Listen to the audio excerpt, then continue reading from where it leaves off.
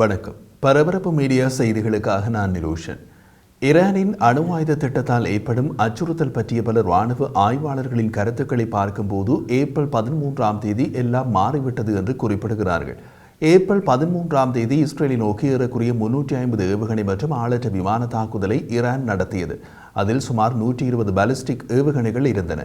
Iran ஏவிய ஒரு ballistic ஏவுகணையின் குறைந்தபட்ச விலை $1 மில்லியன் என்ற வகையில் அது ஈரானுக்கு மிகப்பெரிய முதலீட்டு தாக்குதல். பல்வேறு வித தடைகள் காரணமாக ஈரானிய பொருளாதாரம் மோசமாக உள்ள நிலையில் ஈரானுக்குள் அரசுக்கு எதிரான போராட்டங்கள் நடக்கும் நிலையில் ஈரான் இவ்வளவு செலவு செய்திருப்பது அவர்கள் அடுத்த கட்டத்திற்கு போகிறார்களா என்ற கேள்வியை எழுப்பியது. ஏப்ரல் 13க்கு பின்னர் ஈரான் என்ன முயற்சி செய்ய துணியும் என்று யாருக்கும் தெரியாது. ஆனால் செய்தால் விளைவுகள் மோசமாக இருக்கும் என்பதை இஸ்ரேல் ஈரானுக்குள் இருந்து வான் பாதுகாப்பு சாதனத்தின் மீது நடத்திய ஒற்றை தாக்குதல் காட்டியது. அதற்கு பதிலடி கொடுக்காமல் ஈரான் மௌனமாகிவிட்டது. சவுதி அரேபியா மற்றும் அமீரக ஊடகங்கள் கூட ஈரானிய மௌனத்தை விமர்சித்திருந்தன. சில தீவிர ஷியா பிரிவு ஆதர ஊடகங்கள் மட்டுமே ஈரான் இஸ்ரேலுக்கும் இஸ்ரேலை ஆதரிக்கும் சன்னி பிரிவு அரபு நாடுகளுக்கும் பதிலடி கொடுக்கும் என்றன. அப்படி எதுவும் நடக்கவில்லை. ஏப்ரல் 13க்கு முன் ஈரானிய இஸ்லாமிய குடியரசு குறைந்த மட்டத்திலான பயங்கரவாதத்தை கணிக்க முடியாத வழிகளில் ஊக்குவித்தது என்பதில் எந்த ரகசியமும் கிடையாது. அது அமெரிக்காவுக்கும் இஸ்ரேலுக்கும் நன்றாகவே தெரியும். ஆனால் டெஹ்ரான் பெரிய அளவிலான மோதல்களை கவனமாக தவிர்த்ததையும் அவர்கள் அறிந்திருந்தனர். ஈரான் அணு ஆயுதத்தை எவ்வளவு மோசமாக விரும்பினாலும் பெரிய தாக்குதலுக்கு பயந்து சில சிவப்பு கோடுகளை கடப்பதை கவனமாக தவிர்ப்பதில் இருந்து இது நிச்சயமாக அர்த்தப்படுத்தப்படுகிறது. அமெரிக்கா அல்லது இஸ்ரேல் ராணுவ ரீதியாக ஈரானிய அதிகாரிகள் அல்லது தளங்களுக்கு எதிராக டெஹ்ரானிலும் மற்றும் பிராந்தியத்தை சுற்றியும் பெரிய நடவடிக்கைகளை மேற்கொள்ளலாம். ஆனால் அயத்துல்லாக்கள் ஒரு நிஜமான ராணுவ விரிவான தாக்குதலில் தாம் நசுக்கப்படுவோம் என்ற பயத்தில் மிகவும் கடுமையாக தாக்க மாட்டார்கள். காரணம், அயத்துல்லாக்களுக்கு எதிரிகள் அமெரிக்கா மற்றும் இஸ்ரேல் மட்டுமல்ல, அவர்களது சொந்த பிராந்தியத்தில் உள்ள இஸ்லாமிய அரபு நாடுகளும் எதிரிகள் தான். இந்த அரபு நாடுகளில் பல ஈரானிய பெரும்பான்மையான ஷியா பிரிவினரை இஸ்லாம் மதத்தவர்களாகவே கூட ஏற்றுக்கொள்ளவில்லை. அதே நேரத்தில் ஈரான் உள்ள பிராந்தியத்தில் உள்ள செல்வச் செழிப்புள்ள சன்னி பிரிவு அரேபிய நாடுகள் எவற்றிலும் அணு ஆயுதம் கிடையாது. அணுசக்தி செறிவூட்டலில் ஈரான் எவ்வளவு தூரம் முன்னேறினாலும் 2021 முதல் 60% அதிகரித்து சென்றாலும் அது ஒருபோதும் அணு ஆயுதம் தயாரிக்கும் அளவுக்கு போகாது என்று அமெரிக்க அதிகாரிகள் கருத காரணம், ஈரானிய அணு ஆயுத செல்வச் செழிப்புள்ள சன்னி பிரிவு அரேபிய நாடுகளை வெளிப்படையாகவே இஸ்ரேலிய தரப்புக்கு கொண்டு போய் சேர்த்துவிடும். பிப்ரவரி மாதம் முன்னாள் ஈரானிய அணுசக்தி தலைவர் அலி அக்பர் சலே ஈரானிடம் வெடிகுண்டு தயாரிப்பதற்கு தேவையான அனைத்து கூறுகளும் இருப்பதாக கூறிய போதே பார்வையாளர்கள் கவலைப்பட தொடங்கினர்.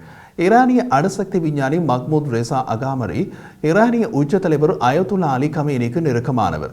ஏப்ரல் 7ஆம் தேதி அரசு தொலைக்காட்சியில் அவர் பேசிய போது அணு ஆயுதங்களை தயாரிப்பதில் அயத்துல்லா அலி கமேனி நாளைய தனது நிலைப்பாட்டை மாற்ற முடியும் என்றும் அவரது அரசுக்கு அணு ஆயுதம் தயாரிக்கக்கூடிய திறன் உள்ளது என்றும் கூறினார். அணுகுண்டு அப்படியொன்றும் சிக்கலானது அல்ல என்றும் கூறினார். ஈரானிய அதிகாரிகளால் பல சமீப கால மற்றும் பெருகிய முறையில் ஆக்ரோஷமான அறிக்கைகள் வெளியிடப்பட்டன. அவர்கள் உடனடியாக அணுகுண்டு சோதனையை நடத்தலாம் என்று பரிந்துரைக்கின்றனர். மேலும் அலி கொமேனியின் ஒப்புதல் மட்டுமே தேவை என்றும் குறிப்பிட்டனர். இந்த அறிக்கைகள் பலரது புருவங்களை உயர்த்தின. பெரும்பாலான இஸ்ரேலிய பாதுகாப்பு மற்றும் உளவுத்துறை அதிகாரிகள் டெஹ்ரானை அணு ஆயுதத்திலிருந்து இன்னமும் 6 மாதங்கள் முதல் 2 ஆண்டுகள் வரை தொலைவில் பார்க்கிறார்கள். ஏனெனில் ஈரானிடம் மீதமுள்ள ஆதரவு இயக்க ஆயுத குழு சிக்கல்கள் தீர்க்கப்பட வேண்டும். கடந்த ஆண்டு அக்டோபர் 7ஆம் தேதிக்கு பின்னர் சில கவலைகள் அதிகரித்தன. ஹமாஸ் இஸ்ரேலை மிகவும் பலவீனமாக உணர்ந்திருந்ததால் ஹமாஸை படியெடுப்பதற்கு தயாராக இருந்தால் ஹமாஸை விட பலம் வாய்ந்த ஈரான் இஸ்ரேலை தாக்கலாம் என்று சிலர் கவலைப்பட்டனர். ரஷ்யா மற்றும் சீனாவுடனான ஈரானின் புதிய மேம்படுத்தப்பட்ட கூட்டணி மற்றும் ஒரு தீவிரமயமாக்கல் காரணியாக இருக்கலாம் என்று மொசாட் ஈரான் பகுப்பாய்வு மேசை தலைவரும் INSS நிபுணருமான சிமா ஷைன் கூறினார். ரஷ்யாவிடம் ஏவுகணைகள் மற்றும் ஆளற்ற விமானங்கள் இல்லாத நிலையில் உக்ரைனுடனான போரை தொடர அயத்துல்லாக்கள் மாஸ்கோவுக்கு உதவுகிறார்கள். உக்ரைன் மீது ரஷ்யாவின் தீவிர தாக்குதல்களை தொடர கமேனி ஆயுதங்களை வழங்க வருகிறார். ஆனால் அலி கமேனி ரஷ்யாவையும் சீனாவையும் எந்த அளவுக்கு நம்புவார்? ஷியா பிரிவு மதகுருவான அலி கமேனி மத ரீதியாக நம்பிக்கை வைக்கும் அளவுக்கு ரஷ்யாவோ சீனாவோ இஸ்லாமிய நாடுகளோ இஸ்லாமிய ஷியா பிரிவு நாடுகளோ அல்ல. உக்ரைனில் போர் தொடங்குவதற்கு முன் ஈரான் சீனாவுக்கு மலிவு விலையில் எண்ணெய் விற்றுக் கொண்டிருந்தது. அதன்பின் உக்ரைனில் போர் தொடங்கியவுடன் அமெரிக்க தடைகளால் ரஷ்ய எண்ணெய் வர்த்தகம் பாதித்தது.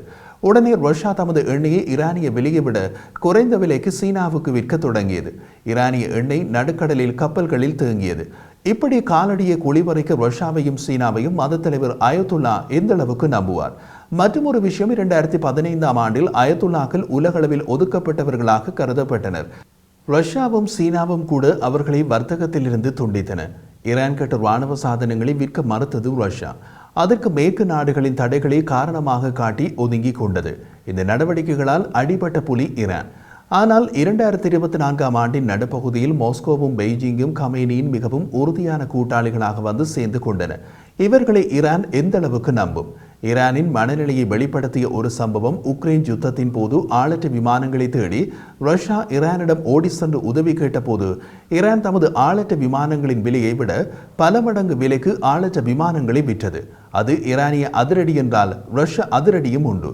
ஈரானிய ஆளற்ற விமானங்களை தலைகள் பொறியியல் செய்து அவற்றை ரஷ்யாவிலேயே தயாரிக்க தொடங்கியது ரஷ்யா. உடனே ரஷ்யா கேட்ட ஏவுகணைகளை கொடுக்காமல் இழுத்தடிக்கிறது ஈரான். இதுதான் இவர்களின் கூட்டாண்மையின் வலிமை. இப்படி ஒரு சூழ்நிலையில் உள்ள ஈரான் மண்குதிரை கூட்டாளிகளை நம்பி ஆற்றில் இறங்குமா என்பது மிகப்பெரிய கேள்விக்குறி. அடுத்த சிக்கல் அமெரிக்க ஜனாதிபதி தேர்தல் வாக்குப்பதிவை அனைத்து தரப்பினரும் பார்த்து கொண்டிருப்பதுடன் 2025 ஜனவரியில் டொனால்ட் ட்ரம்ப் மீண்டும் ஜனாதிபதி பதவிக்கு வருவதற்கு 50% வாய்ப்பு இருப்பதாக உணரலாம். அவர் ஈரானுக்கு எதிரான தனது அதிகபட்ச தடைகள் தாக்குதலுக்கு திரும்புவாரா? அவர்தான் ஈரானிய அணுசக்தி ஒப்பந்தத்திலிருந்து அமெரிக்காவை வெளியேற்றியவர். ஈரானிய ரஷ்ய கூட்டணியில் ஒரு தரப்பு டொனால்ட் ட்ரம்ப் மீண்டும் ஜனாதிபதி பதவிக்கு வருவதை விரும்புகிறது, மற்றொரு தரப்பு விரும்பவில்லை. இது கூட்டணியின் அஸ்திவாரத்தையே ஆட்டிவிடும். ஈரான் தொடர்பாக அமெரிக்கா விரும்புவதற்கு ஈடாக ரஷ்ய ஜனாதிபதி விளாடிமிர் புட்டினுக்கு உக்ரைனில் அவர் விரும்புவதை ட்ரம்ப் வழங்க ஒரு சாத்தியம் உள்ளதல்லவா? அந்த பெரிய பரிவர்த்தனை வர்த்தகத்தின் ஒரு பகுதியாக டெஹ்ரானில் இருந்து மாஸ்கோவை துண்டிப்பதில் ட்ரம்ப் வெற்றி பெற முடியும் அல்லவா? ஜோ பைடன் நிர்வாகம் உக்ரைனின் வீழ்ச்சியை பற்றி கவலைப்படாமல் அலி கமேனிக்கு பின் செல்ல ஒருபோதும் வர்த்தகம் செய்யாது. ஆனால் உக்ரைனுக்கு உதவுவதை எதிர்த்த ட்ரம்ப் இந்த பிரச்சனைகளில் பலகையை புரட்டலாம். எனவே சாத்தியமான புதிய ட்ரம்ப் நிர்வாகத்திலிருந்து புதிய விரிசல்களை தடுக்க முயற்சிக்க தற்போதைய கட்சிகள் அனைத்தும் இறுதியாக ஒரு புதிய ஒப்பந்தத்திற்கு விரைந்து செல்ல தயாராக இருக்கக்கூடும். அல்லது மீண்டும் ஈரான் தனது பழைய நிலைக்கு செல்லக்கூடும். ஏப்ரல் 13ஆம் தேதி உலகம் முழுவதும் ஈரானை மிகவும் ஆபத்தான லென்ஸ் மூலம் பார்க்க வைத்துள்ளது. ஆனால் ஈரான் அமெரிக்க தேர்தலை மிகவும் ஆபத்தான லென்ஸ் மூலம் பார்க்கிறது. காரணம், இறுக்கமான இணைப்பில்லாத கூட்டாளிகள் சிதறிப்புவார்கள். 2015ஆம் ஆண்டில் நடந்தது போலவே.